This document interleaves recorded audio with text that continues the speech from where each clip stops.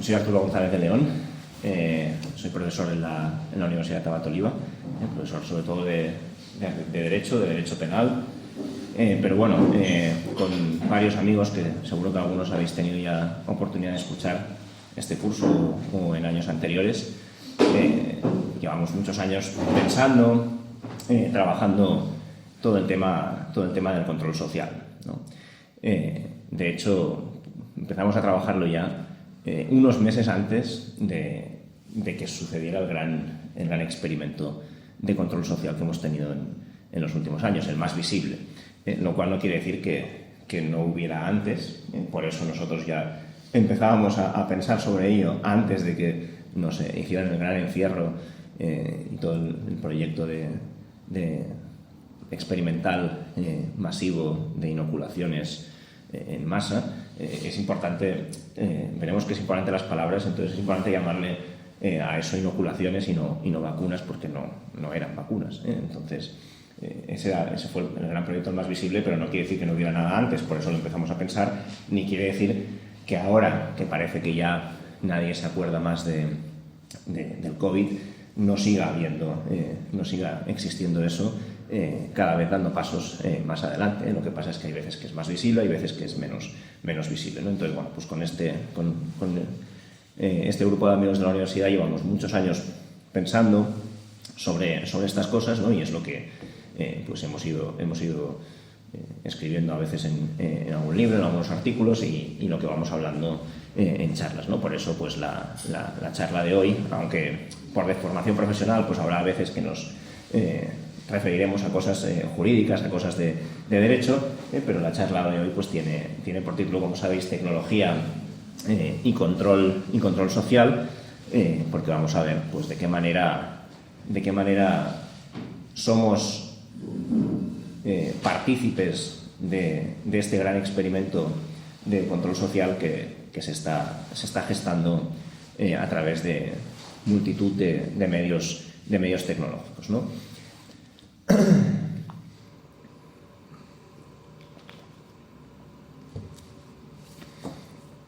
Para la charla, sobre todo, voy a hacer referencias a un libro que os recomiendo muchísimo. Ahora os lo diré y lo enseñaremos también en la cámara. Es un filósofo de la Universidad de Barcelona, excelente, que es muy recomendable. Tiene varios libros muy buenos sobre temas de este tipo. Y el que vamos a usar hoy sobre todo es el de técnica y totalitarismo. Es el profesor Jordi Pigem. Ha salido incluso por medios masivos. Lo que pasa es que cada vez que se dan cuenta de que dice cosas con más sentido, pues lo empiezan a silenciar y apartar un poco. Además es una persona, bueno, pues que a nosotros nos sirve mucho porque digamos que no es de nuestra cuerda, ¿no? Es una persona pues totalmente moderna, con una mentalidad pues muy moderna, no es católico practicante, aunque se ve que tiene un conocimiento profundo de la cultura y de la fe católica por referencias que hace y por la manera en cómo trata y demás, pero no es católico practicante, y sin embargo pues es capaz de tener la lucidez suficiente como para ver muchos de estos peligros y nosotros lo podemos leer desde esa perspectiva, ¿no? Entonces este libro, aparte es un libro súper didáctico, súper bueno, así que vamos a ir haciendo muchas referencias. Os lo recomiendo mucho para profundizar, y si alguien ya lo ha leído pues verá que vamos a ir comentando muchas cosas de las que se dicen aquí. A ver, me he dejado aquí.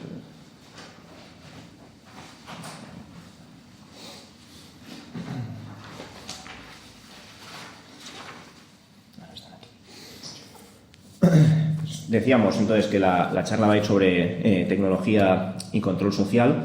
Vamos a pivotar sobre dos ideas fundamentales, que las vamos a introducir ya ahora, y luego pues sobre las que vamos a ir desgranando a lo largo de toda la charla. Lo primero y muy importante de entender, que la gente pues no es consciente de ello, es que la tecnología nunca es algo neutro. Esto es muy importante de entender. La tecnología es un instrumento, pero que no es algo neutro. Como todo lo que forma parte de la cultura, de lo que es creado, de lo que emana de la capacidad creativa del ser humano, no es algo neutro, es un instrumento que tiene una propia fuerza motora que si no se gobierna, si no se gestiona, el propio hombre puede hacer que se quede sometido a ella. No es que lo haga per se, pero es la capacidad creativa del ser humano que le ha dado X cualidades la que puede hacer que el propio ser humano abdique de su poder sobre ella y acabe sometido a. Entonces esto es muy importante entender. Siempre toda tecnología, cosa que lo que llamamos la tecnología, los instrumentos, mecanismos que son creados por el hombre para, digamos, facilitar determinadas tareas, para hacernos la vida más fácil, más sencilla, nunca es algo neutro. Nunca es algo neutro, sino que tiene siempre una connotación, tiene siempre unas influencias en las relaciones personales, incluso en las relaciones sociales, tiene también incluso lo que llamaremos una epistemología, cuando son tecnologías que afectan a nuestras capacidades cognitivas, además pues tiene también una epistemología, es decir, que reconfigura nuestra manera de comprender las cosas, de conocer las cosas. Incluso si la tecnología es suficientemente potente por creación humana, puede llevar aparejada una determinada ontología, o sea, puede llegar incluso a que nosotros mismos nos reconfiguremos nuestra manera de entender nuestro ser. Y entonces, obviamente, a medida que ha habido digamos, evolución en los medios tecnológicos y cada vez tenemos más capacidad de gobierno y de creatividad sobre las cosas tecnológicas, han adquirido mayor fuerza, mayor capacidad de penetrar en aspectos más elevados de la naturaleza humana. Y por tanto, lo que antes simplemente podía ser un dominio sobre aspectos más cotidianos, pasó en un determinado momento a ser una posible potencial peligro para nuestra epistemología, y lo sigue siendo. Veremos en qué ámbitos o de qué manera podemos constatar, incluso con experiencias muy cotidianas nuestras, cómo la tecnología afecta a nuestra capacidad de comprender y de pensar las cosas, pero también veremos cómo cada vez más está afectando a nuestra ontología. Ya había habido ejemplos anteriores, pero hoy en día encontramos ya una expansión muy grande de esta idea, de cómo la tecnología puede ser un peligro para nuestra propia capacidad de comprendernos a nosotros mismos. Lo cual no quiere decir que la tecnología vaya a cambiar la esencia de lo que somos, porque eso nos es dado por el Creador, pero sí que puede, por voluntad nuestra, por abdicación nuestra, por abdicación de la condición humana, puede someternos a una rebaja de nuestra condición humana y por tanto puede afectar a nuestra ontología percibida, porque nos consideremos menos de lo que realmente somos, sin que eso implique que vaya a cambiarse nuestra naturaleza, porque nuestra naturaleza no va a cambiar desde que nos la dio el Creador, primero con una serie de condiciones, y luego, pues como sabéis, por el pecado original, pues con esa condición de naturaleza caída, pero también con esa condición de naturaleza elevada, salvada por Cristo, ¿no? en la cruz. ¿Vale? Entonces esta primera idea es muy importante y es algo que la gente no es consciente, ¿no? Porque parece que todo lo técnico pues es neutro, ¿no? Mira, no, es que esto es un aparato, con lo cual pues ya está, si lo usas bien, y si lo usas mal, ¿no? Es neutro, depende de cómo lo usemos. Sí, pero cuando individual, socialmente, colectivamente ya está instalada una estructura en la que lo usamos mal, entonces eso acaba siendo muy peligroso, como veremos que denuncia Jordi Pichem, y como veremos en ejemplos que vamos a poner sobre la mesa. Bien. Y la segunda idea, que tiene que ver con la idea del control social, es que tenemos que ser muy conscientes de que a día de hoy estamos viviendo en sociedades nunca vistas de control. Nunca vistas. Yo una vez, hace no mucho, hace un año y pico, dije en clase una cosa que algunos alumnos escandalizaron, incluso alguien se lo comentó a algún superior mío y tal, pero no me importa porque es verdad, y lo voy a volver a decir. La vez que lo dije no estaba grabado, ahora sí que va a estar grabado y se va a emitir en YouTube, pero es que me da igual, porque es que es verdad. Las sociedades actuales que vivimos son mucho más totalitarias que el nazismo y que el comunismo. Son mucho más totalitarias. Y esto tampoco la gente obviamente es consciente, ¿no? Parece que todo el mundo piensa, no, hombre, si aquellos son tiempos pasados y nunca hemos llegado a eso. No. Esto es así y no lo digo solo yo. Jordi Pichem también lo dice, no con esta expresión, pero en muchos momentos de la obra explica cómo la supuesta democracia que estamos viviendo ahora está muy en peligro, ¿no? O sea, para Jordi Pichem, pues parece que el ideal político sea la democracia, y entonces pues se da cuenta de cómo la manera nuestra de gestionar actualmente las tecnologías socava, dijéramos, los principios democráticos. Para un católico, pues sabemos que la democracia no es más que un sistema más, con lo cual tampoco es que tengamos una especial querencia per se, digamos, por la democracia. No nos parece tampoco el sistema per se ideal, con lo cual no es que me preocupe especialmente que la tecnología socave la democracia per se, pero lo que sí tenemos que darnos cuenta es de que todo el sistema actual, toda la manera, la deriva en la que estamos gestionando nosotros mismos la tecnología, está reconfigurando el sistema político, reconvirtiéndolo en lo que algún autor, Lanier, que también lo veremos un par de veces, llama el totalismo cibernético. Es una nueva forma de totalismo en la que nosotros mismos estamos abdicando de gestionarnos, gobernarnos nosotros, y nos estamos dejando gobernar por otros.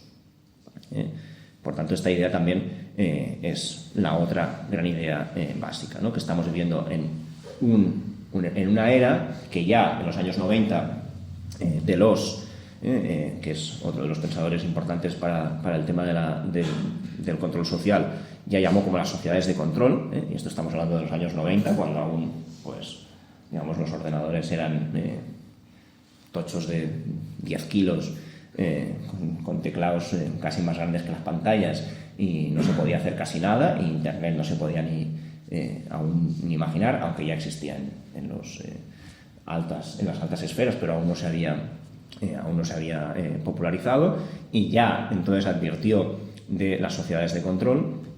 Veremos cómo eso cada vez está más expandido y cada vez avanza. No es que hayamos dado un paso atrás ahora, que ya llevamos un par de años, un año y pico sin escuchar nada de COVID. No, seguimos avanzando, porque habrán más cosas, habrán cosas seguramente peores de lo que vivimos hace ya 3 años o 3 años y pico. ¿Vale? Otras formas de llamarlo, de referirnos a ello, que lo iremos utilizando a lo largo de la charla, es la tecnocracia, ¿no? Todo el tecnocapitalismo, la tecnocracia, ¿no? Cómo se ha ido sustituyendo el sistema más democrático por el sistema tecnocrático, en la que ya no hay transparencia. Digamos que una de las características fundamentales del sistema democrático es que haya transparencia, ¿no? Que todo sea transparente, los ciudadanos elegimos y demás. Toda esta ficción ahora queda cada vez más socavada por la tecnocracia, en la que los centros de mando cada vez son más invisibles y son privados. Esto veremos cómo en la gestión del COVID, lo explica muy bien Jordi Pichem, se trasladó los centros de decisión del ámbito de lo público al ámbito de lo privado.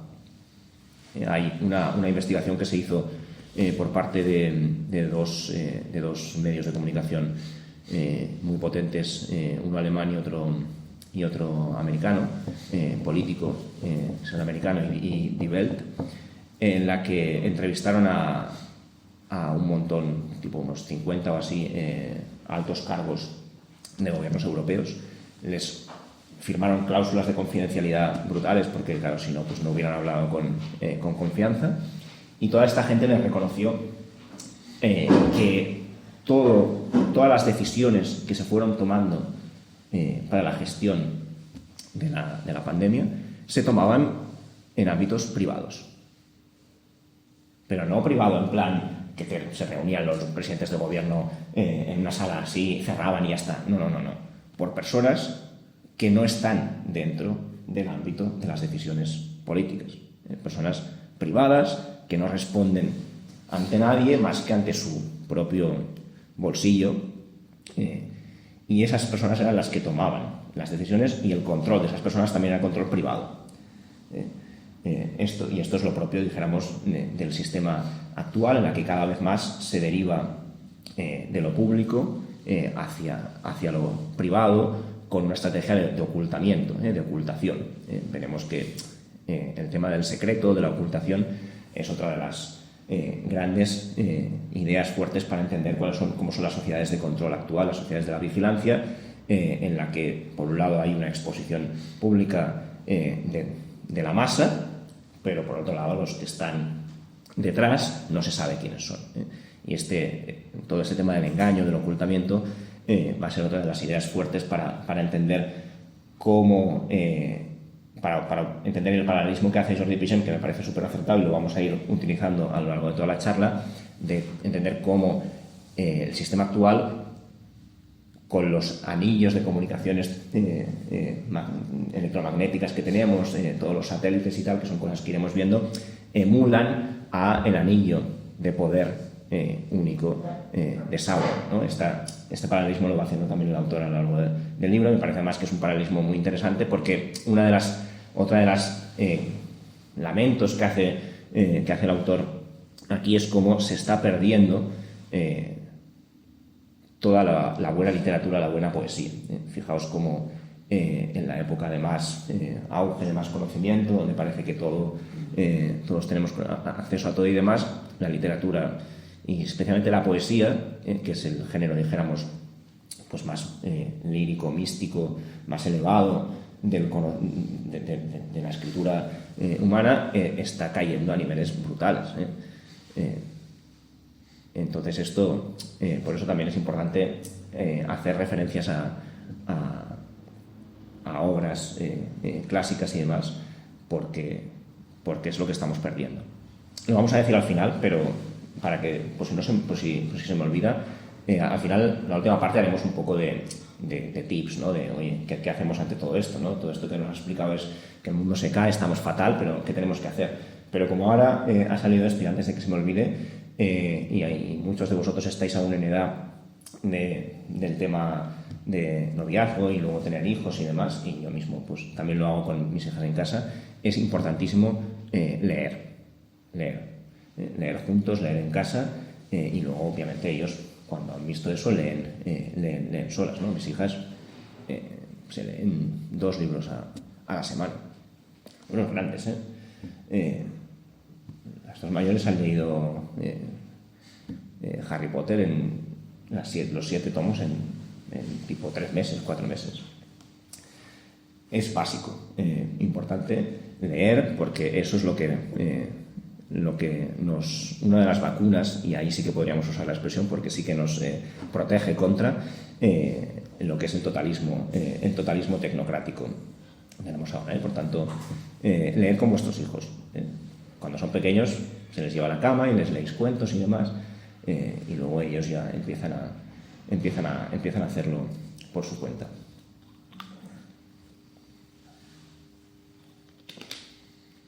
Y entonces de repente no se sabe cómo, un día encuentras que está escribiendo poesía, tu hijo, tu hija. ¿Y por qué es? Bueno, pues porque tiene educada la sensibilidad de esa manera, pero si nos ponemos delante de pantallas, pues entonces eso no va a salir, porque El ChatGPT pues no nos va a hacer una poesía como las de Rilke, que veremos más adelante, que también nos alertan sobre el poder que tienen las máquinas si se lo damos nosotros. Bien, entonces estas son las dos ideas fundamentales, ¿vale? Vamos a ir ahora un poco desarrollando todas estas ideas. Uno de los autores que vamos a citar más a menudo es uno de los grandes gurús del pensamiento actual.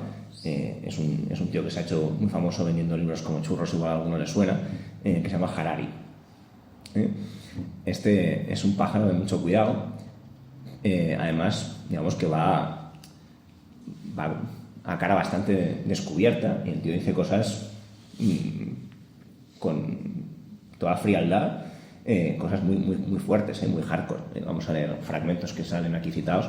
Si alguno ha tenido oportunidad de leer algunas cosas sobre todo de una de sus grandes obras, que se llama Homo Deus, dice cosas muy salvajes, como que los hombres somos puramente algoritmos, solo somos sistemas de cálculo un poquito más complejos que una gallina o un topo, pero no somos más que algoritmos, y por tanto lo que tenemos que hacer es tomar conciencia de eso y rendirnos y fusionarnos ante el todo. Lo que no te dice es que seguramente él tiene conciencia de que es un algoritmo un poco superior a los que le leemos, que somos masa más informe, ¿no? Y él seguramente está en una posición más elevada, más transhumada, más transhumanada, pero eso no te lo dice porque debe ser modesto. Vamos a empezar a leer cosas de este hombre que son muy divertidas. Una de las cosas más divertidas que tiene, vamos a empezar por ahí, pero no, vamos a empezar por el final. Una de las cosas más divertidas que tiene es su visión de la novela de Aldous Huxley, de Un mundo feliz, ¿no? La conocéis todos, ¿no? Más o menos, como Aldous Huxley imagina antes de la Segunda Guerra Mundial ya un futuro que él más o menos sitúa como 6 siglos más adelante. Lo que pasa es que todos sabemos que la aceleración en los últimos tiempos es mucho mayor. Por tanto, esos 6 siglos pues seguramente van a quedar reducidos a mucho menos para que llegue ese mundo utópico, porque muchas de las características ya las tenemos aquí, ¿no? Y sabéis pues que es ese mundo en el que todo está controlado, pero de una manera sutil, no es como el 1984 de Orwell, en la que el control es férreo, es pétreo, es violento, es con fuerza y demás, sino que en el mundo feliz todo es guay. Hay pastillitas que te toman, hay mensajes subliminales que te van dando por la noche, hay un gran controlador que es el que dice qué mensajes se emiten, cuáles no, etc. Y hay un salvaje, ¿no? Que es el que digamos, no le cuadra todo esto y se va rebelando un poco contra el sistema, ¿no? Cuando uno lee eso, obviamente uno entiende que lo que está haciendo Huxley es denunciar toda esa utopía, ¿no? Diciendo que el peligro es que los seres humanos acabemos yendo hacia algo parecido a eso. Fijaos cómo la buena literatura siempre se avanza muchos siglos a lo que viene después, y que la figura del salvaje uno tiende a empatizar con él, ¿no? Por ser la persona que toma conciencia de que algo no está funcionando ahí, ¿no? Pero en cambio el sujeto Harari lo ve completamente distinto, ¿no? Entonces tranquilamente te dice que los súbditos, esos que están ahí pues, con el soma, empastillados totalmente y son esa masa informe intercambiable de sujetos que han perdido su conciencia de sí, dice en cambio que están supremamente satisfechos. Para Harari, cuando Harari lee Un mundo feliz, dice no, pero es que los súbditos estos están encantados de la vida, están muy satisfechos de su vida, porque han tomado conciencia de que son solamente un granito más dentro de la paella, son una pieza más dentro del engranaje y ya está, y están satisfechos.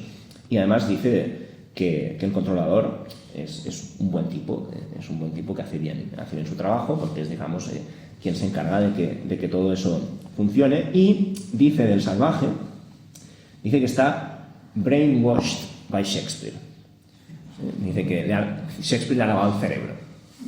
Tal cual así lo dice, brainwashed by Shakespeare. Bueno, está bien, pues está bien que Harari nos diga cuáles son. Aquí ya nos está diciendo un antídoto. Un antídoto para poder ser nosotros ese salvaje, tenemos que leer a Shakespeare, por ejemplo. No solo a Shakespeare, pero ahí eso lo tomamos como una alegoría de lo que es en general la buena literatura. Por tanto, nosotros mismos podemos elegir ya desde ahora si queremos estar brainwashed por Harari y el Foro Económico Mundial y demás, o si en cambio preferimos que nos lave el cerebro Shakespeare, Hannah Arendt, Tolkien también, ¿no? Grandes autores, Rilke, grandes autores que en su momento pues, han marcado la historia de la literatura, ¿no? Otro de esos autores también son los autores clásicos, ¿no? Homero es el primero de los autores que cita aquí Pigen, perdón, cuando se refiere a que ya en los años 90 uno de los grandes técnicos pero que luego han escrito y han alertado sobre los peligros de la tecnología, que es un tal Lanier, escribió cómo todos los ecos de la tecnología, las ondas electromagnéticas, se asimilan a los cantos de sirena de la Odisea, ¿no? En la que pues, Ulises, digamos que quiere escucharlos, pero claro, para escucharlos, ¿qué hace Ulises? Pide que le aten, claro, porque sabe que si no lo atan va a sucumbir a esos cantos de sirena. Y entonces este autor, Lanier, llama a estos servidores que acumulan toda la información, servidores sirena. Servidores sirena. De hecho, es un nombre que usan los propios empresas de almacenamiento de datos. Todos estos ordenadores que están en múltiples sitios y que almacenan toda la información se les llaman servidores sirena. Y no es así por casualidad, porque son como esos cantos de sirena que nos pueden hacer desviar y que si no estamos atados, digamos que es peligroso. De hecho, Lanier dice que hay gente que en esta era sirénica dice que se vuelven como autómatas. Ese es el primer peligro que ya hace más de 15 años denunció este hombre, diciendo que nos podemos volver como autómatas, haciendo que cada vez perdamos más nuestra capacidad y nos convertamos en robots, de la misma manera en que nosotros hacemos a la máquina puede influir en que nosotros nos hagamos como máquina, pero no por una capacidad suya, sino porque nosotros aplicamos. O sea, es el propio ser humano el que se somete a la máquina y abdica de su condición y se vuelve autómata. No es que la tecnología, ya hemos dicho antes, no es neutra, pero no es neutra porque es el ser humano el que le da esa condición, esa capacidad. ¿Vale?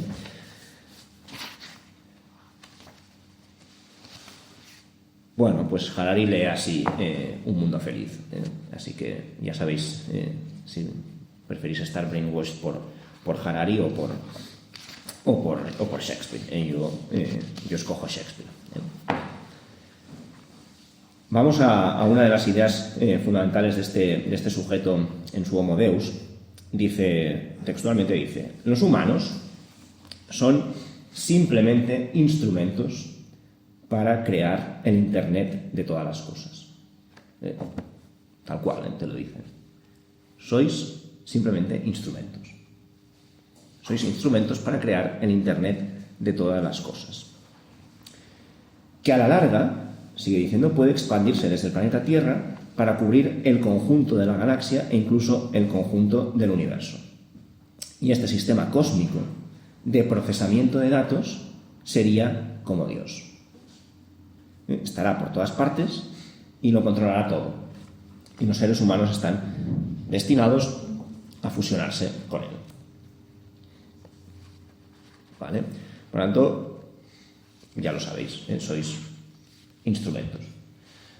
Esto es la idea principal que Jordi Pigem explica, que es lo propio de esta sociedad totalista, del totalismo cibernético, en la que lo propio es reducir al hombre a algo superfluo, a algo que no tenga valor por sí mismo, que no tenga dignidad plena, sino que sea algo superfluo, intercambiable, borrable. Y esto, que es a lo que Hannah Arendt identificó como el mal absoluto, a esto es a lo que dice Pigem, y nosotros somos capaces de ver ahora también, que está dirigida toda la nueva tecnología: hacer que el ser humano pierda su especificidad, su condición de persona digna. Nosotros además diríamos de hijos de Dios, eso pues Jordi Pigem, digamos, no lo explica así, pero nosotros le damos también esa interpretación, que no está para nada reñida con la que dice él. Perdemos esa condición para ser solamente instrumentos del Internet de todas las cosas, que además el propio Harari aquí nos está diciendo cómo tiene esa vocación totalista, porque ese gran sistema de procesamiento de datos, ese gran sistema algorítmico al que nos estaremos sometiendo, será como Dios, estará en todas partes, es Dios. Dios es ese gran procesamiento de datos, ese gran sistema algorítmico que va a llegar a conocernos incluso mejor de lo que nos conocemos a nosotros mismos. Esto te lo dice también el tipo con total claridad, en otra cita que es para enmarcar.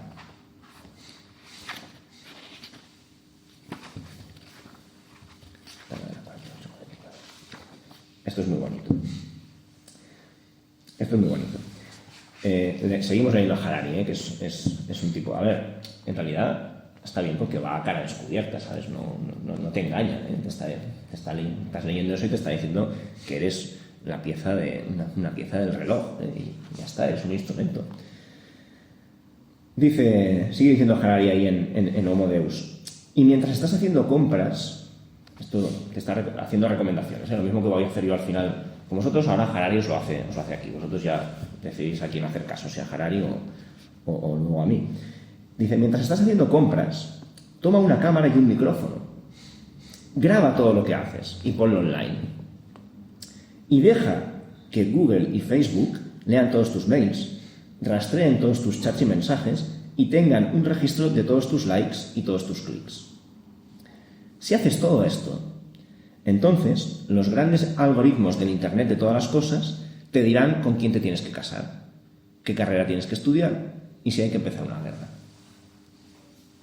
¿Vale? Entonces, ya está, no os preocupéis. O sea, esto de preocuparos por buscar novio, buscar novia, no, hombre, no. Vosotros meterlo todo online y ya os lo dirán. Ya os lo dirá. El gran Dios algorítmico os lo dirá. Dice en otra obra, dice Harari: los datos digitales ya hacen que Netflix y Amazon elijan películas por nosotros con una precisión inquietante, pero también podrían hacer que tomen decisiones más importantes en nuestra vida, como por ejemplo qué estudiar, dónde trabajar o con quién casarse. Naturalmente, Amazon no siempre tendrá razón. Bueno, a ver qué dice aquí, no siempre va a tener razón. Eso es imposible, tener razón siempre es imposible. Menos los padres, que los padres siempre tenemos razón.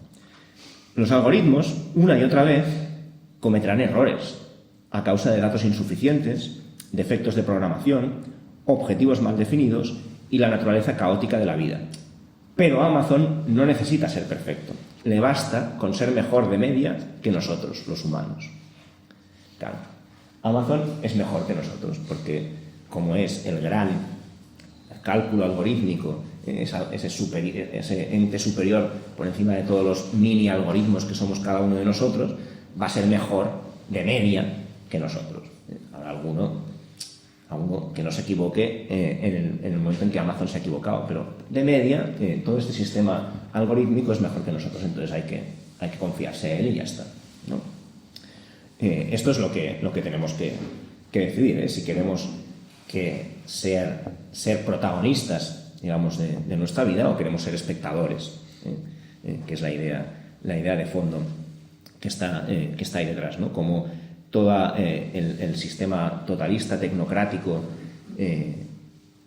que pone sobre la base la gestión, la eficiencia, el lucro. Luego veremos ejemplos de cómo el lucro está por encima de todo.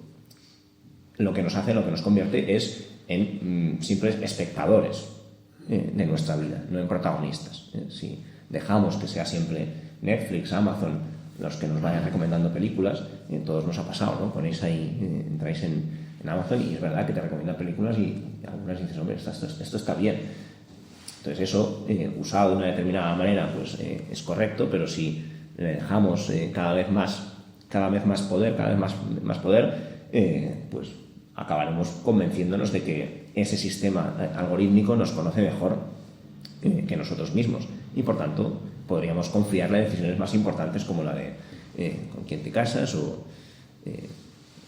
qué carrera estudias y demás. No sé espero que a nadie se le haya pasado por la cabeza aquí ese sistema, pero seguramente que hay gente que no lo vería mal del todo.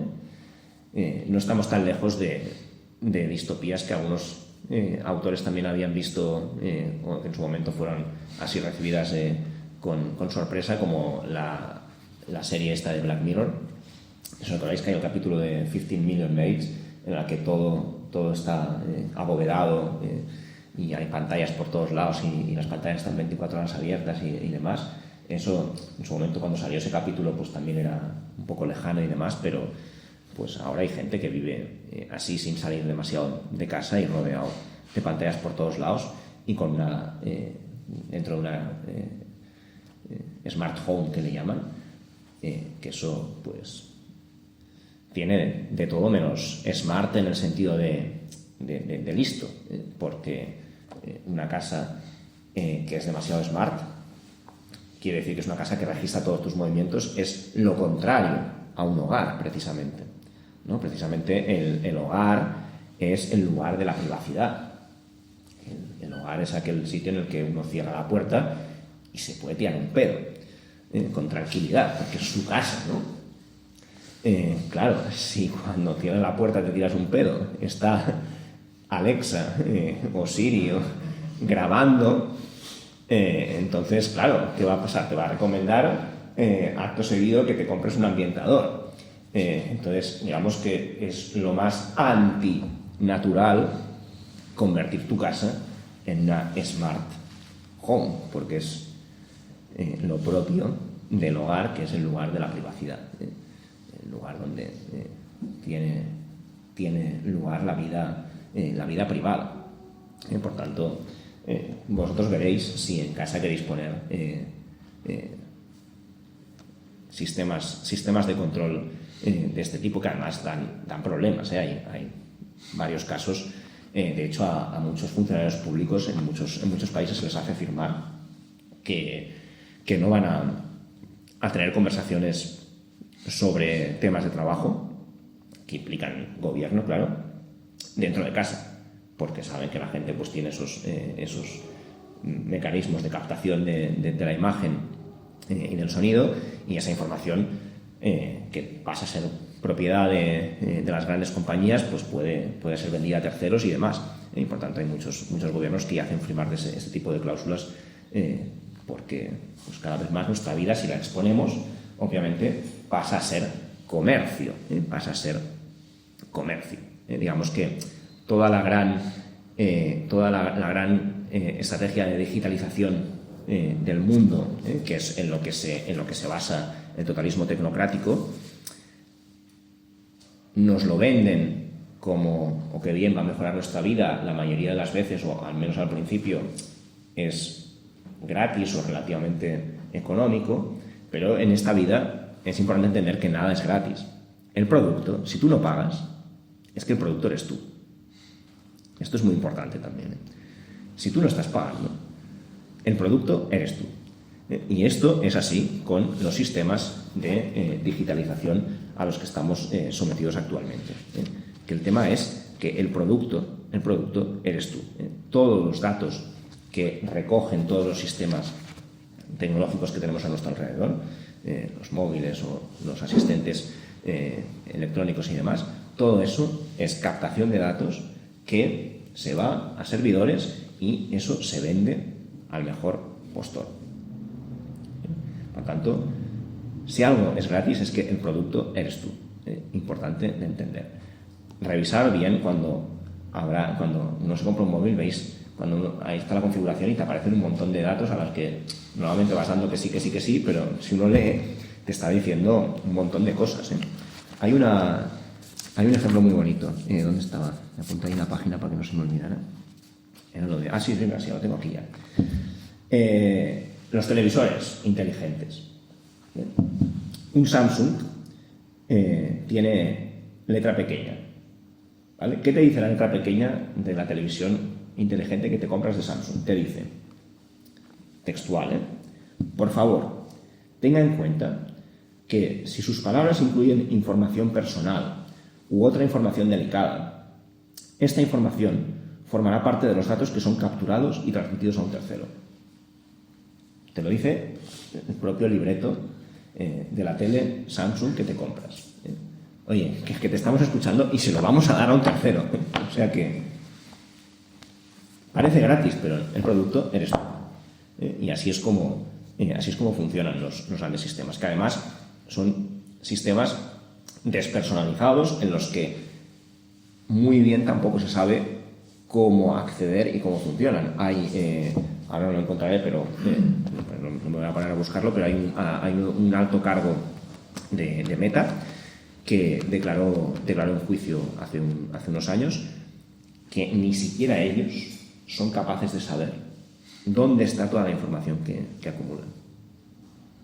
Está ahí en los servidores, pero si tú le preguntaras a un alto directivo de Meta, oye, de Arturo González de Lomberini, ¿dónde está toda la información? No te lo sabría decir. O sea, ellos mismos pierden el control de dónde está toda esa información. Saben que está en los 1000 servidores que tengan, etcétera, pero no serían ellos capaces de rastrear dónde ha quedado la información de Pepito, la que se ha ido recopilando a lo largo de toda la vida. Por tanto, tener en cuenta que el producto sois vosotros, porque no sois más que algoritmos para ese Internet de todas las cosas, que además ya evolucionó gracias al tema del COVID a el Internet de los cuerpos. Porque ahora otra de las pretensiones del totalismo tecnocrático es convertirnos en materia y por tanto en algoritmo, pero también en biología. Y por tanto todo el control se basa en reducirnos a lo biológico. Fijaos cómo hay en el libro este que sacaron también a cara descubierta desde el Foro Económico Mundial, Klaus Schwab, que es el gran gurú del Foro Económico Mundial, cuando sacaron el libro este de COVID-19, el gran reinicio, The Great Reset. No sé si lo habéis leído o si lo habéis escuchado.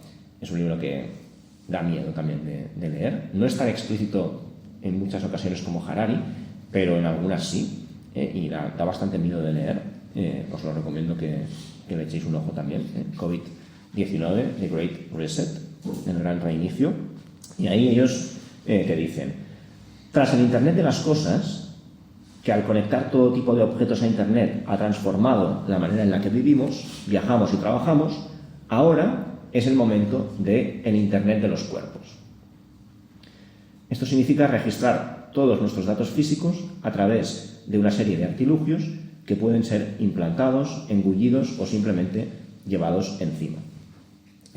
También todas estas pulseritas, relojes y demás que llevamos para que nos miren la frecuencia y estas cosas, Eso parece que está muy bien, ¿no? Porque, oye, así sé cuántas pulsaciones tengo y demás, pero todo eso son datos que se están almacenando, se están enviando, se están controlando y pasan a engrosar ese sistema algorítmico que se mal llama la inteligencia artificial, aunque el autor, aquí Piaget, explica muy claramente cómo no le tenemos que llamar así inteligencia artificial, sino cálculo algorítmico, porque Jordi Piaget nos explica muy bien cómo lo que llamamos inteligencia artificial no es inteligencia, porque la inteligencia no es el puro procesamiento, cálculo de datos, por muy rápido que sea y por muy complejo que sea.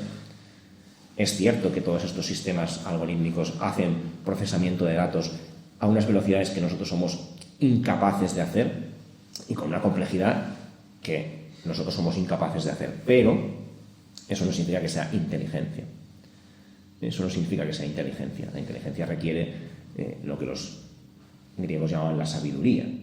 Por tanto, el integrar diferentes conocimientos, el acordarlos y someterlos a un fin superior, y eso no lo hace la inteligencia artificial. Y por tanto, llamar inteligencia artificial a inteligencia artificial es incorrecto también. Son más bien cálculos, macrocálculos algorítmicos a los que nosotros no somos capaces de llegar, pero no son más que cálculos. Y por tanto, no le tenemos que llamar así inteligencia artificial.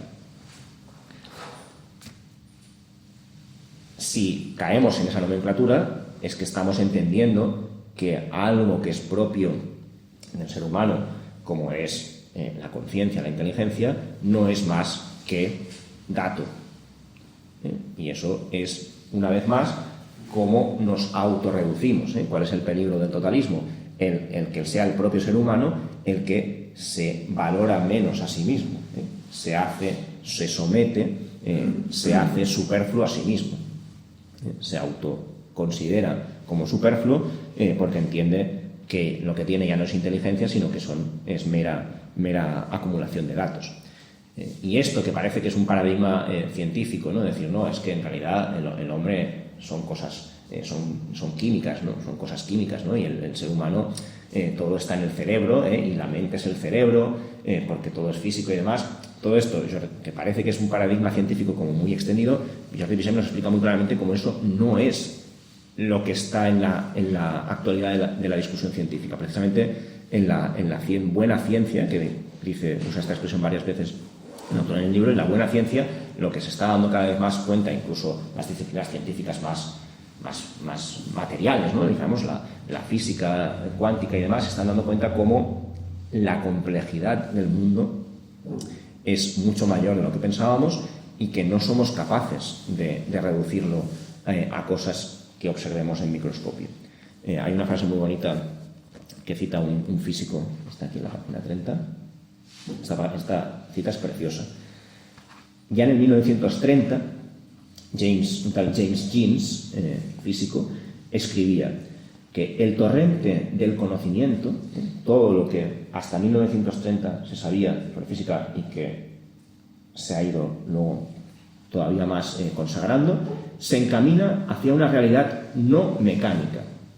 Y fijaos esta frase, dice: el universo empieza a parecerse más a un gran pensamiento que a una gran máquina. Esto es muy bonito, ¿eh? El universo no es una máquina, es un gran pensamiento. Esto es tan católico, porque el universo es un gran pensamiento. Es un pensamiento de Dios. La creación es un pensamiento de Dios. Y esto lo dice un físico, en 1930.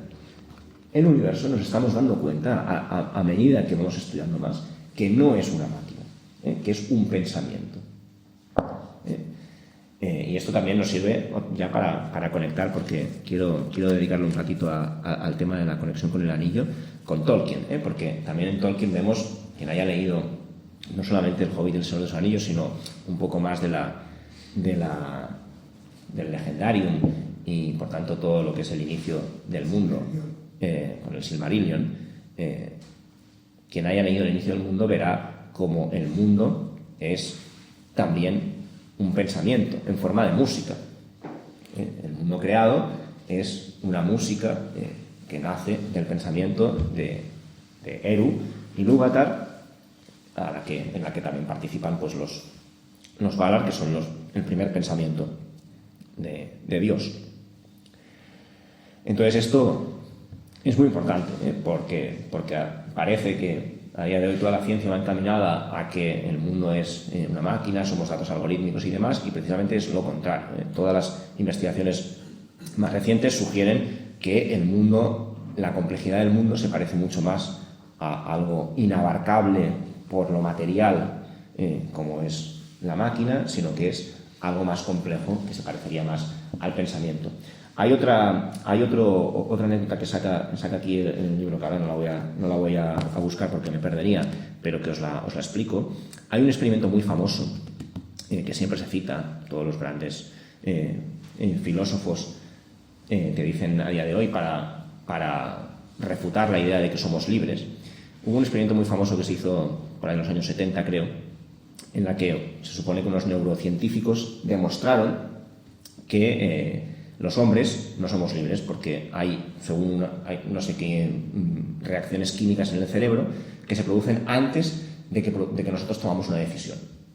Entonces estos autores demostraron que había una serie de procesos químicos que se producían en nuestro cerebro que se producían antes de que alguien escogiera entre A y B. Se ponían unos sujetos a escoger entre un coche de color rojo o verde, y antes de que se tomara la decisión parece ser que había unos...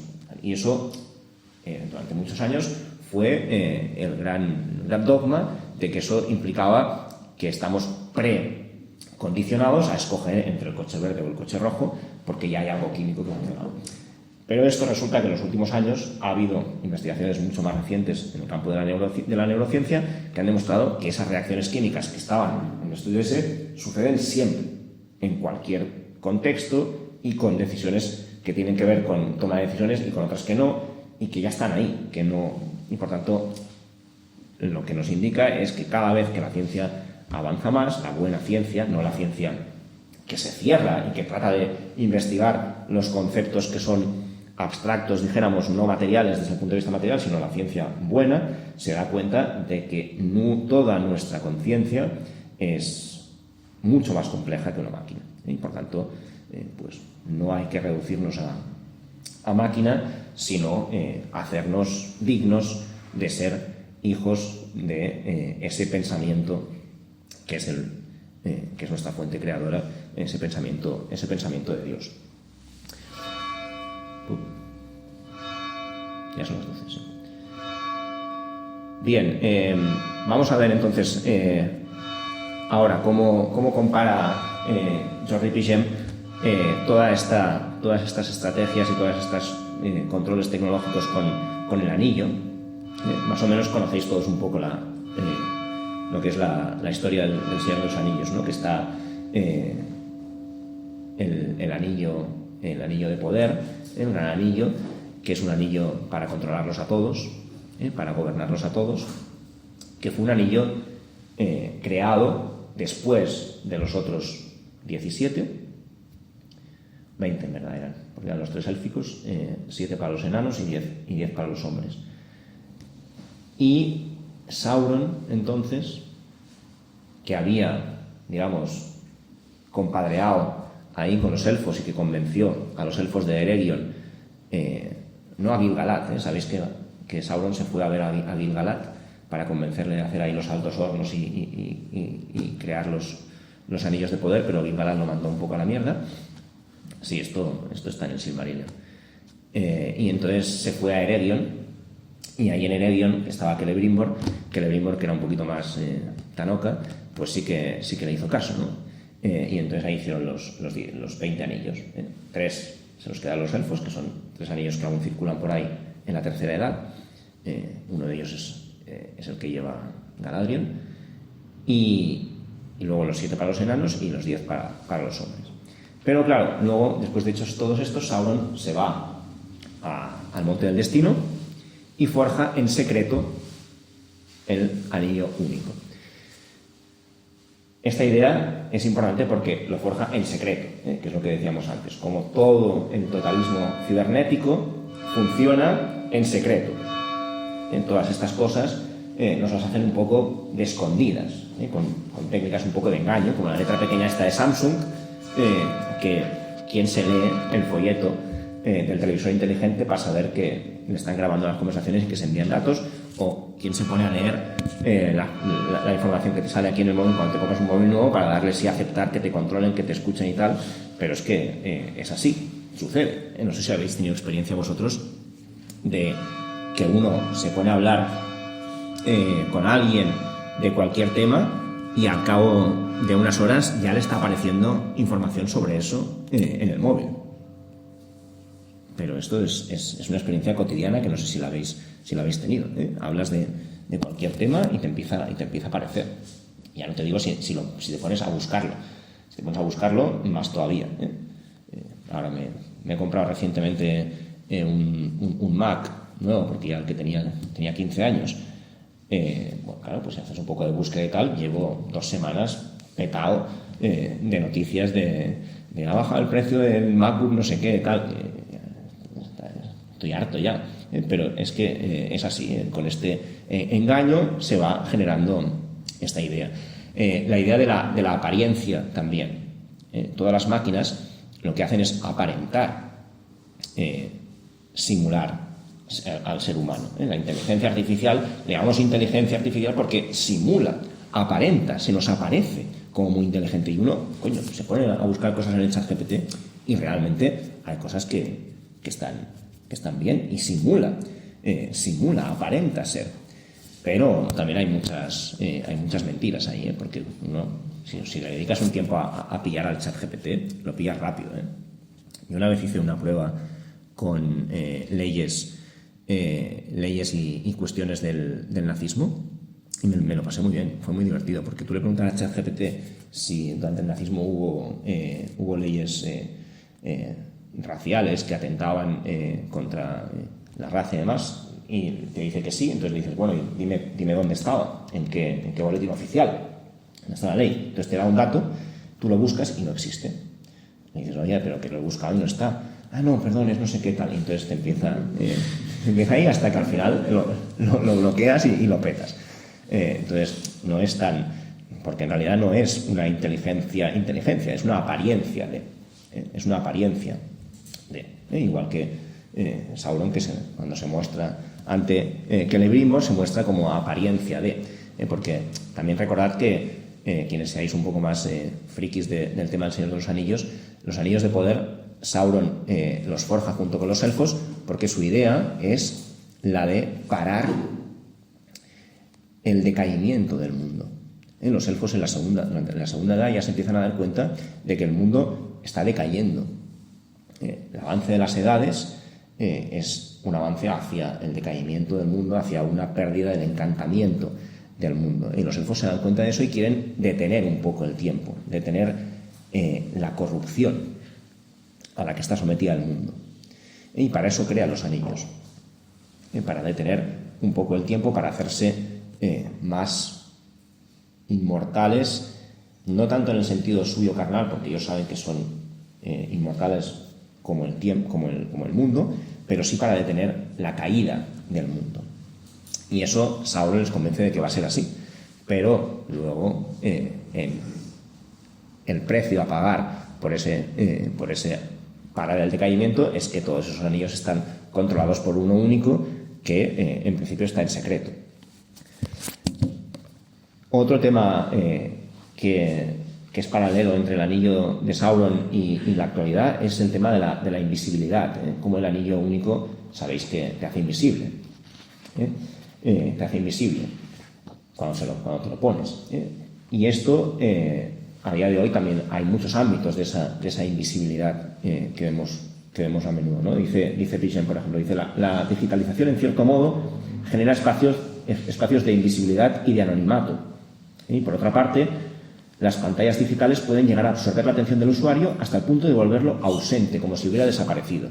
Está, por un lado, la invisibilidad, digamos, más fáctica de que uno se crea un perfil anónimo en Twitter y puede decir auténticas burradas, porque al principio, salvo que tengas alguna herramienta y seas un poco más espabilado en temas así, no puedes detectar quién está detrás, ¿no? Y si se hace bien, es muy difícil de traquear quién está detrás, ¿no? Entonces ahí se sueltan auténticas animaladas. Esa es una primera invisibilidad, digamos, más clara. Pero también está la autoinvisibilidad a la que nos sometemos cuando nos ponemos detrás de la pantalla y uno se vuelve ausente, ¿no? A veces yo mismo me doy cuenta de que pues estás en casa, estoy con las niñas y te pones a mirar un poco el móvil y si te descuidas te ausentas de estar en tu familia con tus hijas, porque nos vuelve transparentes, nos hace un poco como el anillo que nos vuelve transparentes. ¿Y qué pasa cuando el portador del anillo se lo pone? Se vuelve invisible, pero no se vuelve invisible para todos, se vuelve visible para el señor oscuro. Cuando el portador del anillo se lo pone, es invisible para el resto, pero el ojo de Sauron lo detecta. Y eso nos pasa también con la tecnología. Nos ponemos en la pantalla, nos volvemos invisibles para nuestro entorno, pero nos hacemos visibles para el ojo de Sauron, que son los que están detrás, los del engaño, toda la maquinaria que hay detrás, que son pues los del Foro Económico Mundial, Bill Gates y compañía. Bill Gates es uno de los grandes, con su fundación que tiene con su esposa, es otro de los grandes gurús de todo el tema de la digitalización y demás. Ante estas personas es ante quien nos hacemos visibles cuando desaparecemos por quedarnos absortos delante de la pantalla. Por tanto, el peligro es ese, que no es una invisibilidad absoluta, sino que nos hacemos cada vez más visibles ante ese ojo de Sauron, ese control. En otro sentido todavía, nos hacemos en cierto modo invisibles al ser reducidos a datos. Todo aquello que nos hace ser únicos e irrepetibles se disipa. Desde la mirada algorítmica, las personas no cuentan porque no se ven. Son solo masas de datos inertes. Nos tratan así y si nosotros nos sometemos a esa autoconciencia de ser superfluos, nos hacemos nosotros también superfluos. Y el otro aspecto fundamental en la que hay ese paralelismo entre el anillo de poder y las sociedades tecnocráticas actuales es la del control, la de la vigilancia. Como vemos que cada vez más estamos sometidos a sistemas duros, profundos de vigilancia. El estado de seguridad, el estado de las sociedades de control, las sociedades de vigilancia, que cada vez más nos convierten la sociedad en contextos que habían sido pensados para criminales, ¿no?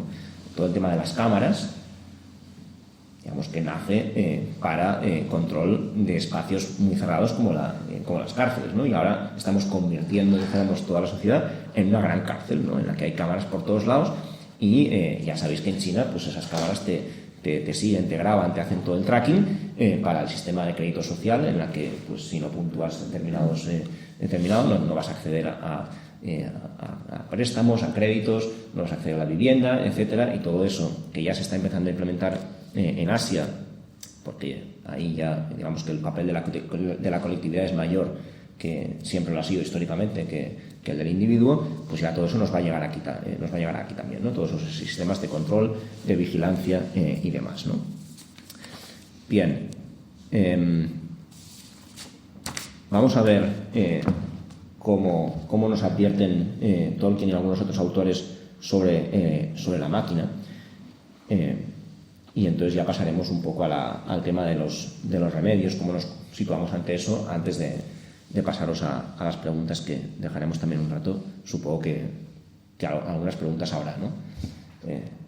Hacemos un rato de intervenciones, ¿no? Si no, yo tiro un poco más, pero si va a haber un rato de intervenciones, mejor. Tolkien, como sabéis, estaba él muy preocupado siempre de todo el dominio tecnológico, y toda la obra de Tolkien se ve, ¿no?, como su gran querencia por la comarca, por los hobbits, que es esa zona más, digamos, verde, más pacífica, más apaciguada, etcétera, revela un poco como su sensibilidad por oponerse al progreso tecnológico, ¿no? Y como Saruman, digamos, es el gran adalid del progreso, que destruye todo el bosque de Fangorn para armar a todos los orcos y demás, ¿no? Entonces Tolkien estaba muy preocupado con eso y además cada vez más durante los años 40, 50, 60, cuando va escribiendo cartas, va diciendo que ese Mordor de su novela está cada vez más presente en el mundo, y va poniendo ejemplos de cómo en el mundo presente, en el mundo real, va viendo él que Mordor se hace presente, ¿no? Y entonces él decía que las máquinas, el progreso tecnológico, tiene como dos grandes objetivos de dominio, que es aplanar el mundo real, en inglés es una expresión muy bonita que es bulldozing, bulldozing the real world, aplanarlo, hacerlo plano, hacerlo inerte, hacerlo que pierda la especificidad, hacer que todos seamos iguales, y coercionar otras voluntades. Estas son las dos estrategias básicas de dominio del gran poder tecnológico. Aplanar el mundo real y coaccionar otras voluntades.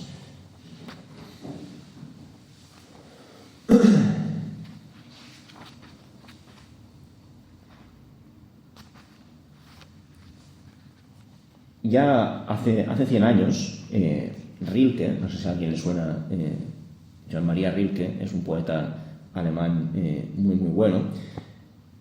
En uno de sus sonetos a Orfeo habla también sobre la máquina, y dice: a todo lo logrado amenaza la máquina, osando en el espíritu estar y no en la obediencia. La máquina, repetimos un poco reconfigurando, porque claro, como está escrito en poesía y la traducción está adaptada a la poesía, pero vamos a hacerlo una frase en prosa. Dice: la máquina amenaza a todo lo logrado, porque osa estar no en la obediencia, sino en el espíritu.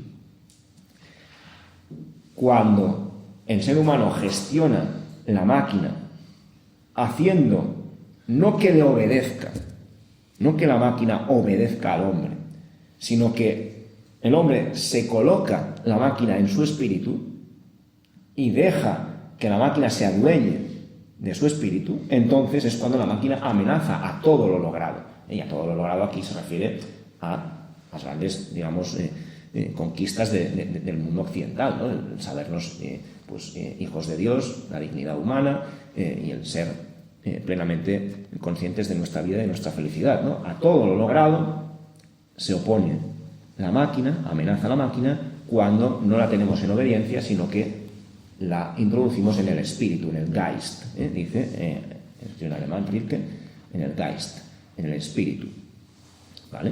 Es lo mismo que decía también un psiquiatra y filósofo, un tal Ian McGilchrist, que decía: la máquina no es principalmente una cosa, sino que es una fuerza que implacablemente se opone a lo humano y a todo lo que es vulnerable, bello, sutil, sagrado o digno de reverencia. Aquí nos ha comentado un poco más a qué se refería Rilke con a todo lo logrado, todo aquello que es vulnerable, bello, sutil, sagrado o digno de reverencia. Y a todo esto logrado amenaza la máquina cuando no la sometemos a nuestra obediencia, sino que por propia decisión humana la ponemos en nuestro espíritu. Por tanto, toda esta amenaza se está viendo cada vez más clara en el mundo actual, en la que los hombres ya no tenemos las máquinas como instrumentos a los que gobernamos, sino que dejamos que la máquina nos gobierne. Pero las máquinas nunca van a poder gobernar, porque no tienen esa capacidad, no tienen capacidad creativa, tienen apariencia de.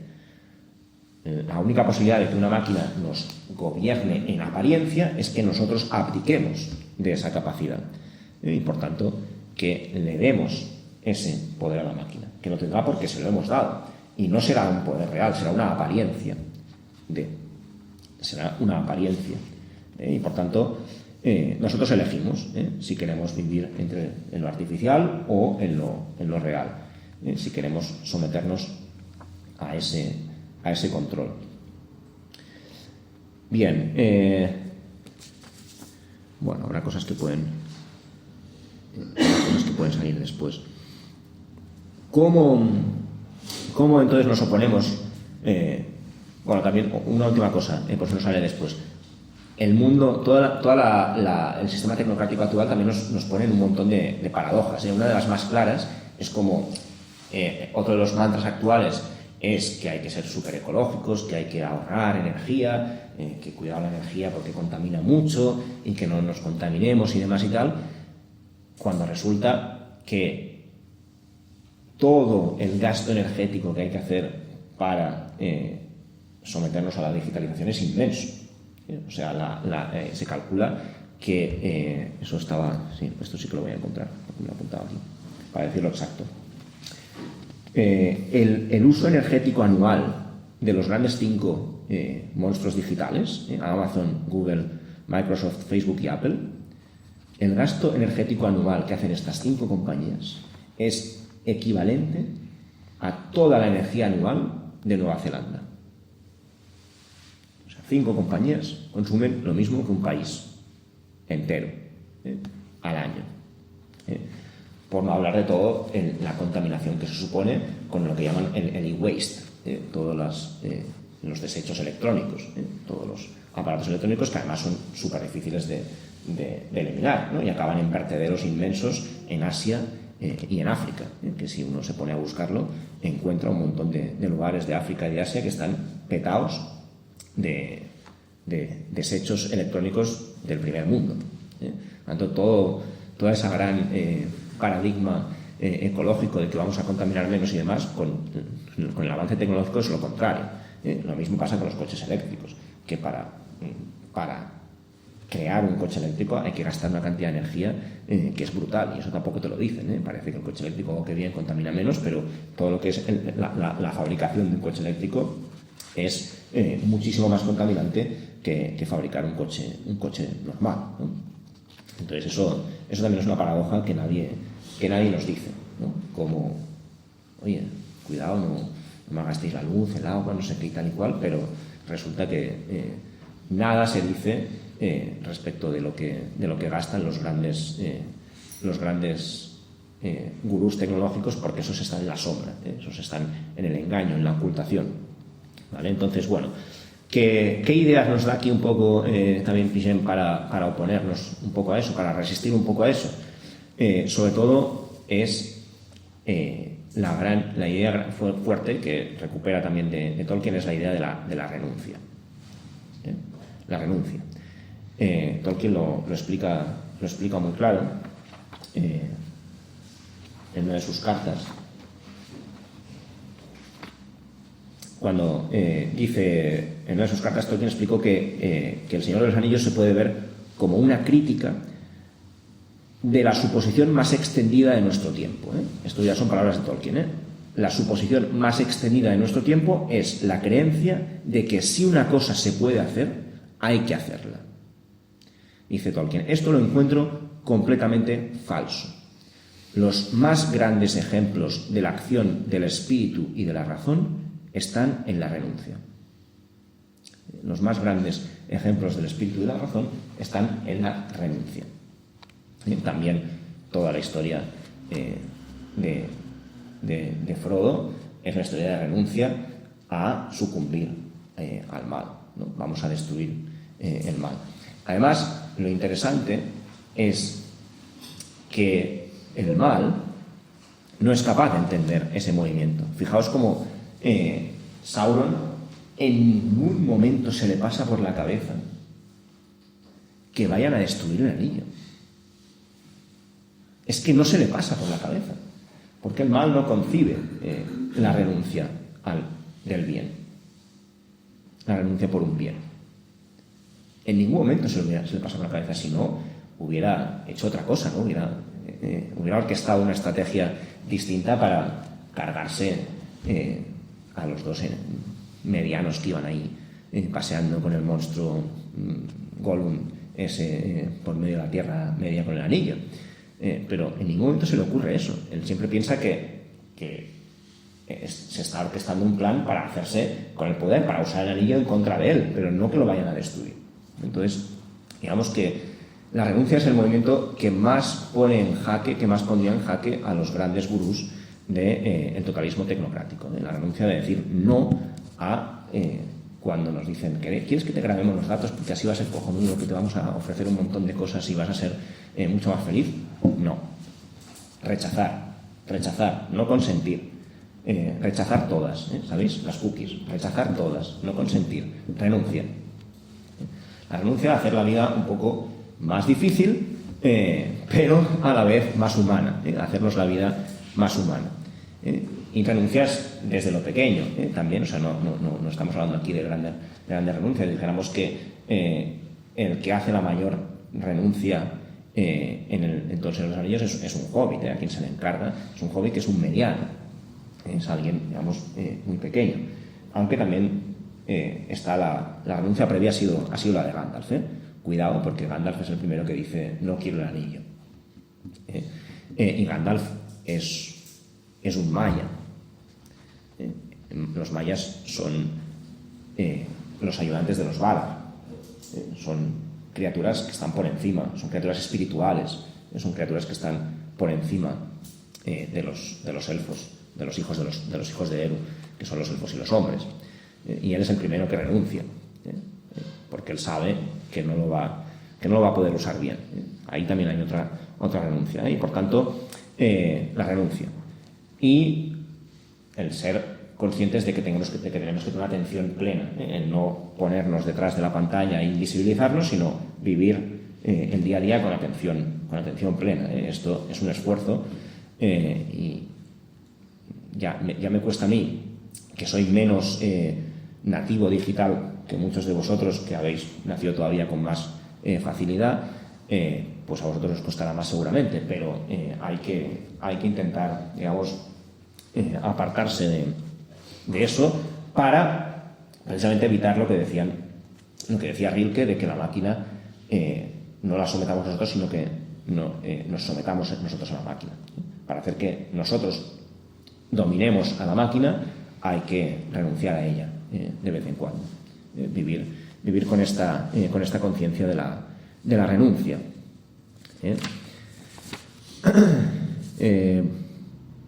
Bien, y última cosa. ¿Quién está detrás de todo esto?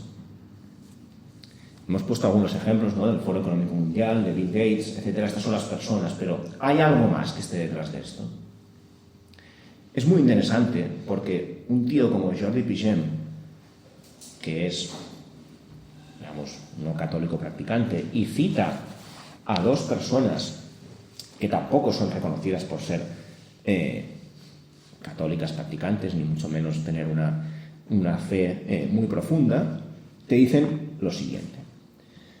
Primero empezamos por Elon Musk, que digamos que es un personaje bastante ambiguo, pero que no es nada sospechoso de ser católico ni nada parecido.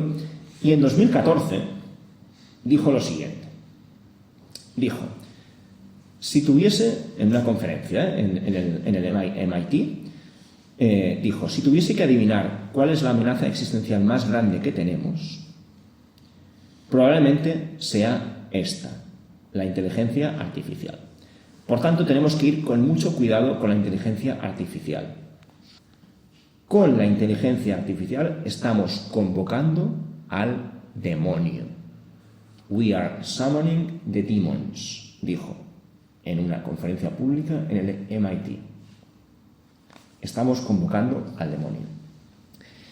Y otro filósofo brutal en los últimos tiempos, que tampoco es católico, aunque es un tío con una cultura profunda y que sabe más de la fe católica que muchos que sí que se dirían católicos, que es Giorgio Agamben, que supongo que sí que os sonará porque es uno de los grandes críticos contra todo el sistema de control de la pandemia. En 2022 escribió en un blog que tiene, dice: si algo podemos decir sobre nuestra condición actual es que en los últimos 2 años, se refiere a los años duros del COVID, hemos visto con una claridad inaudita a los demonios actuando en la historia y a los endemoniados siguiéndolos ciegamente en su inútil intento de alejar a los ángeles para siempre. Tenemos a dos tíos que no son especialmente creyentes diciéndonos que todo esto es obra del demonio. Pues sí que lo será, sí que lo será. Detrás de todo esto está el príncipe de la mentira, que es quien está aparentando ser algo para que los hombres nos rebajemos y claudiquemos de nuestra dignidad humana, porque esa, digamos, será el caldo de cultivo para que luego venga él a hacer su papel de anticristo. ¿Vale? Esto conecta con la otra charla que dimos en su momento y que ya está colgada sobre el fin de los tiempos, así que nos remitimos a ello, pero para que tengamos también una última lectura, digamos, escatológica de todo lo que está pasando, como autores, digamos, que no son de misa diaria ni semanal, son capaces de darse cuenta de que esto es obra de un poder que está más allá, y de un poder que es un poder maligno, y que es el demonio. ¿Vale? Bien, pues abrimos entonces ahora un turno de preguntas. Pues justamente quería comentar qué piensas de que acabas de pronunciar, Elon Musk, ya que pues Bill Gates, todo esto, pero ahora parece que Elon Musk con Twitter y con la libertad de expresión y con Trump y con todo esto, pues lo que llaman la ventana de Overton, pues que incluso lo que es la censura que nos autoimponíamos hace nada, 5 años, 10, pues ahora parece que hay como unos espacios más grandes para hablar, pues tú mismo ahora que estás grabando, hace a lo mejor 10 años pues pedirías no grabar. ¿Piensas que ahora estamos en esta situación o es una apariencia? Creo que es un personaje bastante ambiguo. Dijo esto en 2014, pero dijéramos que yo no me fiaría tampoco demasiado de Elon Musk. O sea, no pondría yo mis esperanzas en Elon Musk. Es verdad que parece como que hay ámbitos de más capacidad, pero sigue habiendo recogida de datos, sigue habiendo metaverso, él sigue teniendo sus proyectos de enviar satélites y satélites al espacio. Sabéis que tenemos espera, ¿cuántos son? Son un cojonazo. Escribo. Voy a decir un número, pero creo que son como 20.000 satélites en órbita alrededor de la Tierra. Es correcto, son 20.000 o por ahí, 15.000, o sea, enviamos como unos 50 por semana hacia el espacio. Y todos esos son también para recoger datos, para que circulen los datos y demás. Y en eso está detrás también Elon Musk. Yo me fiaría. En Twitter sigue habiendo un montón de censura también. Pero ahora, por ejemplo, el tema de los verificadores, que eso sí que era como el Ministerio de la Verdad, eso se ha eliminado. Y no sé, parece que con Elon Musk, pues sí que hay un espacio más que te sientes más libre para expresar lo que piensas, sin que sea políticamente correcto. Os voy a explicar una experiencia de algunos colegas que están intentando abrir como una cuenta nueva de Twitter y tal, y se la han tirado 20 veces porque ya se la habían tirado antes, o sea que sigue habiendo eso.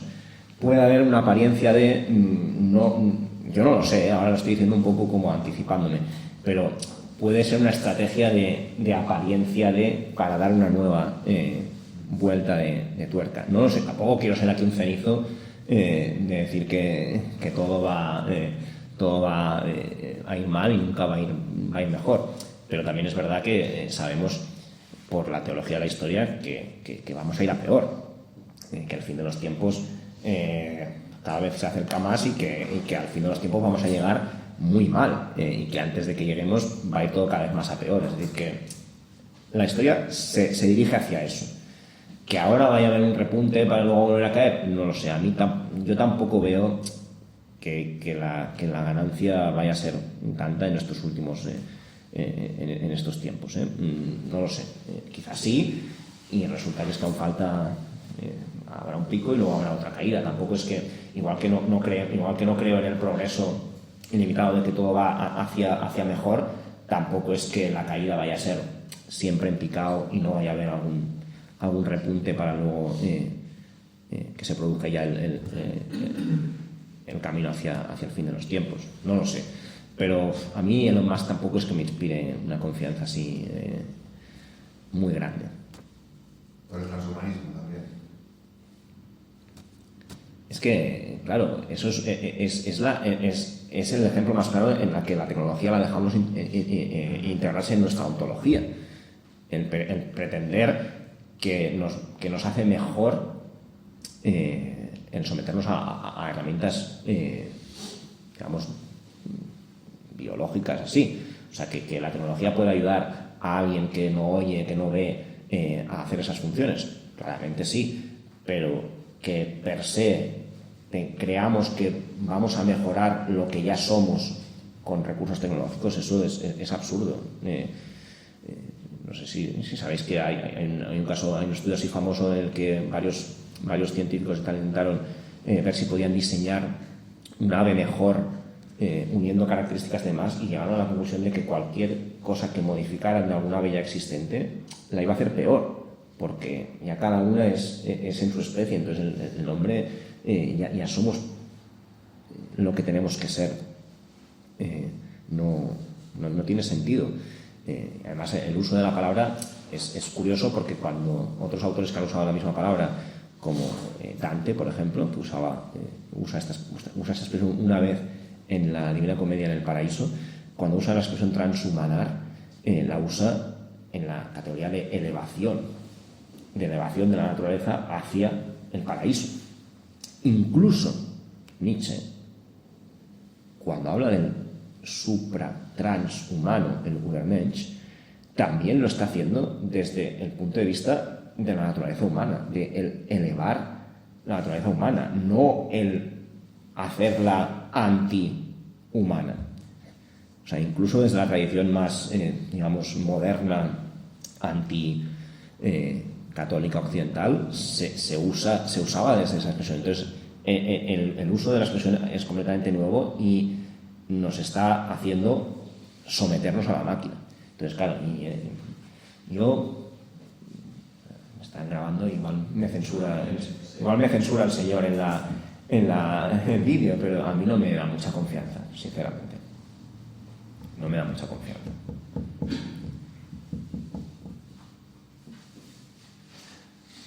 Se suele asociar la producción de tecnología a las generaciones, la brecha digital y todo eso, pero ¿no crees que podría ser también una cuestión de valores? Porque, por ejemplo, puedes ver a boomers usando TikTok, charos comprando rumbas, y al final la tecnología lo que viene a hacer es satisfacer los 7 pecados capitales: pereza, gula, lujuria. Y si el ciudadano normal no tiene unos valores y una filosofía detrás que pueda ver eso, si eso puede ir a peor, y si das consejos para a nivel individual superar el camino que va hacia peor, el mundo, ¿cómo podemos combatirlo a nivel individual y a nivel global? Porque hoy en día está Tesla con la conducción autónoma, pero igual dentro de 15 años Boston Dynamics con sus robots, los Mosus o la IP te compran esos robots para sustituir los antidisturbios, por ejemplo. Es decir, cuando llega a un mundo distópico, pero los años 50 dirían que lo que vivimos ahora es inimaginario, pero nos vamos acostumbrando. Me deja una cosa muy bonita, entre comillas bonita, de Harari, que el tipo en un momento dice Dice, la democracia no puede sobrevivir a la fusión de la biotecnología y las tecnologías de la información, porque las tecnologías convierten al ser humano en un animal hackeable, controlable a distancia. Y entonces el tío hasta te pone una fórmula matemática. Como es tan lúcido el chaval, te pone una fórmula matemática y te dice que el conocimiento biológico multiplicado por la capacidad de computación de datos, multiplicado por la cantidad de datos que tenemos disponible, es igual al poder de hackear humanos. Entonces, claro, cuanto más conocimiento biológico tengamos, más capacidad de computación de datos y más datos acumulados, que son los que nos cogen cuando le decimos aquí a todos sí, mayor es el poder de hackear humanos. Y eso que hackear no viene de, pero fijaos que cuando usamos la palabra en español y le ponemos la J en vez de la H, es poner en jaque. Hackear es hacer un jaque mate, es poner en jaque a la persona. Ahí la tecnología nos viene muy bien ahí también. Entonces, esto que lo hacen las rumbas también, me ha venido porque lo has dicho usando la rumba también acumula datos, y también los envía para saber cómo son los pisos y demás. Entonces, a ver, es verdad que por una cuestión lógica histórica, las nuevas generaciones, al ser nativos digitales que se llaman, tenéis mucho más contacto. Yo también, pero yo ya soy de al menos de media más allá que vosotros. Tenemos mucho más contacto con la tecnología, por lo tanto estamos más familiarizados. Incluso hay chicos que ya están viviendo la incorporación tecnológica en las aulas, haciendo que se lea menos, que se trabaje menos, etcétera, etcétera, ¿no? Eso también es un problema muy grande en los colegios, los que vais a tener niños y demás. Cuidado, porque nos están llenando el colegio de pantallas y hay que al menos contrarrestarlo en casa. Sabéis también la anécdota de que todos los altos directivos de las empresas tecnológicas en Silicon Valley llevan a sus hijos a colegios donde no hay pantallas. Esto lo sabéis, ¿no? En Silicon Valley está plagado de colegios en los que las pantallas están prohibidas, a los que van los hijos de las grandes empresas tecnológicas, como cuando aquí se empezaba a saber que los grandes gurús del gobierno de Cataluña enviaban a sus hijos a colegios bilingües y de pago y demás. Pues lo mismo con los grandes empresarios de la tecnología, que envían a sus hijos donde no vean una sola pantalla. Entonces, estamos más familiarizados, lo cual no quiere decir que no haya efectivamente boomers que estén ahí también sometidos, pero tienen más dificultad porque han vivido durante mucho más tiempo con una atención más plena, su cerebro no está frito por la pantalla y por su capacidad. O sea, una de las cosas más graves que nos hacen a nivel cognitivo las pantallas es freírnos la atención. O sea, a día de hoy los chavales no son capaces de poner la atención durante más de 5 minutos en un libro, en una página. O sea, yo cuando me llegan los chicos de 19 años a clase y están estudiando Derecho se supone que son letras, ¿no? Son libros, son leyes. Y les dices que se tienen que leer de una semana para otra 25 páginas, entran en combustión. ¿Cómo? ¿25 páginas?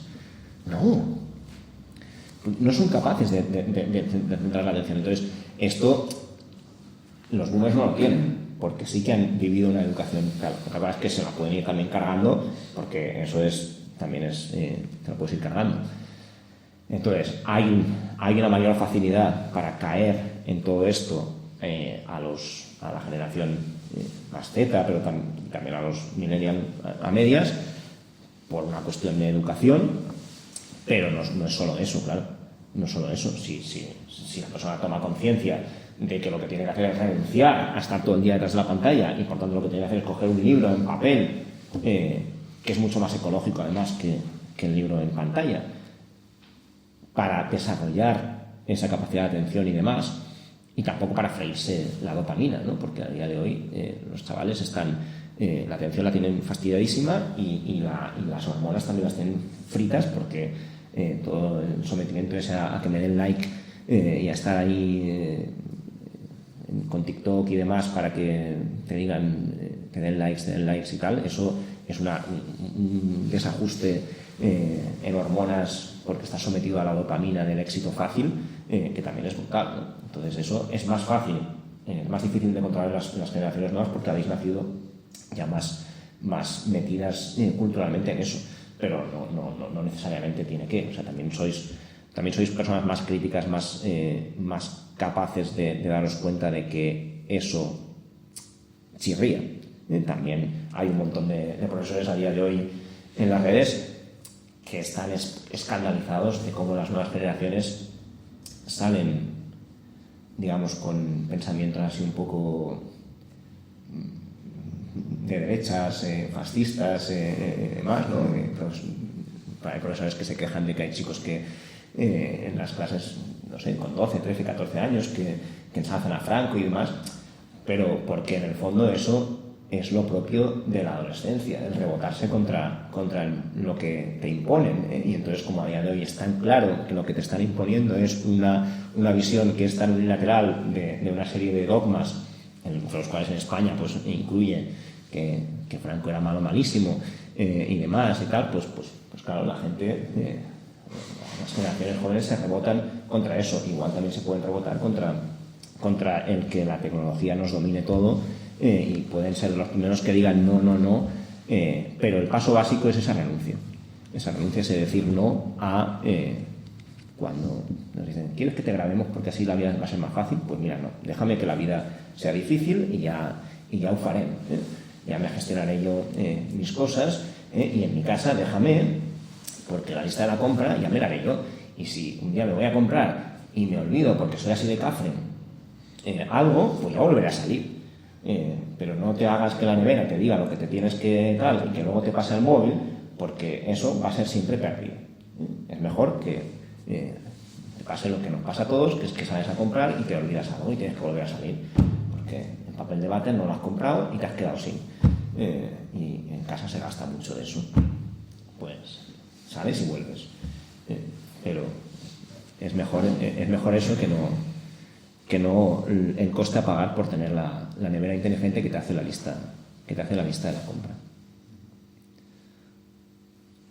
Un comentario a la pregunta. Yo nací en Arauco. Yo tuve que hablar en primera persona simple. Yo nací en Arauco. Vi el auge de la comunicación, los primeros ordenadores, los compramos, los aprendí a usar con las primeras versiones de MS2, luego uno, luego otro. Yo viví todo eso. Trabajo de ingeniero, empecé a dibujar con escuadra, y ahora AutoCAD y ahora más allá. Todo eso lo viví. De niño leía muchísimo. Yo recuerdo en primaria, sexto grado de primaria, como ejercicio nos mandaban a leer 10 libros de Eduardo Galeano. Y ese día yo dije, ¿puedo poner lo que ya me haya leído? Sí, pues Galeano, no era 20, era Galeano, porque ya lo leí, no podía hacerlo, ¿no? Sagradamente en casa, más de 300 libros que había leído, ¿no? A esa edad. En el último año de primaria. Hace unos años, mucho estrés en el trabajo, empiezo con el Facebook y el Instagram, y me volví adicto a eso. Pero yo evitaba el estrés porque ahí conseguía chistes rápidos, risas, y me entretenía, ¿no? El algoritmo me entretenía. Yo dejé de leer. El span de atención mío se redujo a menos de 5 minutos. Es decir, en este año yo me había extraviado completamente como unos 12 o 15 veces.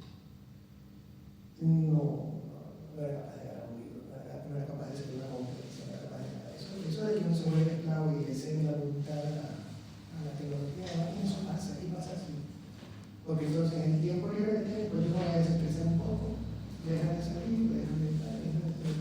Mira, tips, yo compré una aplicación para volver tonto el teléfono. O sea, el smartphone mío es tonto. Y estoy a punto de comprar uno que sea tonto de fábrica, no tenga nada. Pero que lo vende, hay una compañía suiza que lo vende. Luego, salir de casa. Hay que salir de casa. Hay que salir de casa, hay que hacer ejercicio, hay que salir, hay que hablar con gente, hay que hacer deporte. Mira, a mí se me rompió la tele hace 8 meses y aproveché de no comprar. Yo no la compraba. Yo, bueno, cuando me enteré que estaba en una serie, compraré una. Gracias a Dios, me he sido todavía. Y los hijos. El móvil, nada, hasta una edad muy, muy avanzada. Para eso es básico, claro, los amigos. Porque claro, si todos los amigos o las amigas de los niños tienen móvil a los 10, pues estás fastidiado. Entonces, muy importante desde pequeños, cuando ya veas que hay un grupo tal, ponernos de acuerdo con los padres para que los móviles no sean hasta muy temprano. Y en casa, lo menos posible. Nosotros, en casa la televisión la tenemos arriba. Por lo tanto, no está en el comedor normal. Entonces, vamos para ir a verla, hace falta como hacer un viaje. Y entonces es, bueno, pues eso, esporádico tal, fines de semana y en momentos concretos tal, y ya está. Pero no se puede convertir eso en una herramienta tal. Y cuanto más smart sea tu tecnología, menos smart vas a ser tú. Y viceversa. Cuanto más tonto vuelvas al móvil, más listo vas a ser tú. Y no es por la máquina en sí, es por nuestra capacidad de aplicar a nuestra condición ante la máquina. Somos nosotros los que le damos ese poder a la máquina. Es que la máquina tiene esa fuerza atractiva. Si nosotros lo damos, se la queda. Pero somos nosotros los que se lo damos o los que se lo podemos quitar. Y realmente hay adicciones. O sea, ya está habiendo gente que se tiene que tratar por adicciones, adicción seria.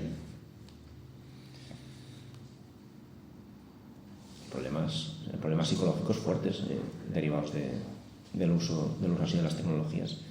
Y sin necesidad de ser adictos, nuestra capacidad de atención ya es así.